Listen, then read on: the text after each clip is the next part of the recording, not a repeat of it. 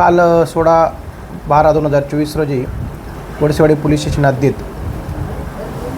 जुनी सोनिया कॉलनी चाळ नंबर 7 घर नंबर 5 या ठिकाणी महिला नामे अंजुरा मोहम्मद कमल हसन व तिचा पती मोहम्मद कमल हसन मोहम्मद हजरत अली असे दोघंजण हे विना पासपोर्टशिवाय आणि विजाशिवाय भारतात वास्तव्य करताना मिळून आल्याने पोलीस कॉन्स्टेबल रामदास ज्ञानेश रुगले नेमणूक युनिट 4 उल्हासनगर यांनी दिलेल्या फिर्यादवरून कोटसेवाडी पोलीस स्टेशन येथे CR नंबर 1172/2024 पासपोर्ट अधिनियम कलम 3(4) व विदेशी व्यक्ती अधिनियम कलम 13(14) अन्वये गुन्हा नोंद करण्यात आलेला आहे.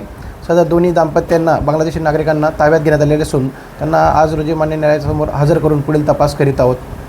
सर हे काय काम करायचं आणि कुठे हे त्या परिसरात काहीतरी ड्रायव्हिंगचं काम करत होता. कोणाच्या तरी गाडीवर तो मजुरीचं काम करत होता आणि त्याची पत्नी ती हाऊसवाईफ होती.